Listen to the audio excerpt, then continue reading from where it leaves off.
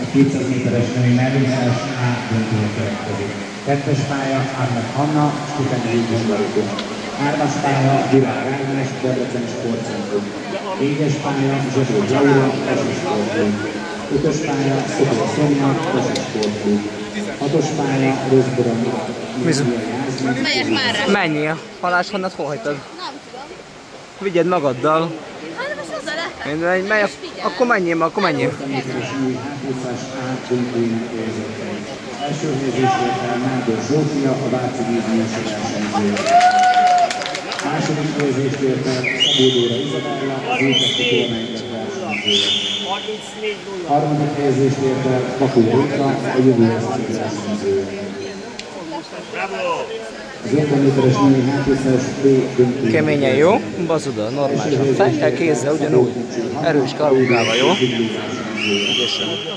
Második helyezésért el Kutasztani Viktória, a Jövő SC versenyző. Harmadik helyezésért el Kertészboróka Zsófia, a Jövő SC versenyző.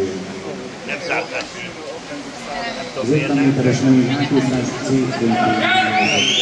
Első helyezésért el Szalag Zsófia, a Ferencvárosi Tornainket versenyzője. Második helyen végzett Kicske Zsófia, a Ferencvárosi Tornainket versenyzője. Harmadik helyen végzett Kadány Géris, az Újpesti Tornainket versenyzője. Gratulálunk a versenyzőknek és az edzőjüknek.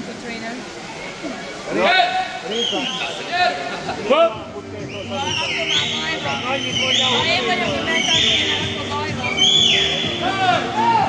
Tani, követtétek az ötvátot? Nem úszott túl a 30? Szerintem egy méter. Fél méterre tovább. De hát ott áll, hát nem tudom, mit nézett meg.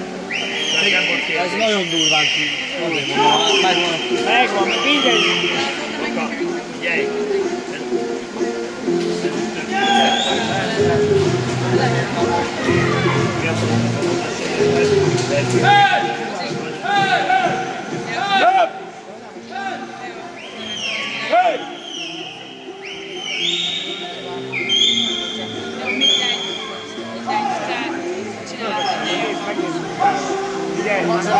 Menjenek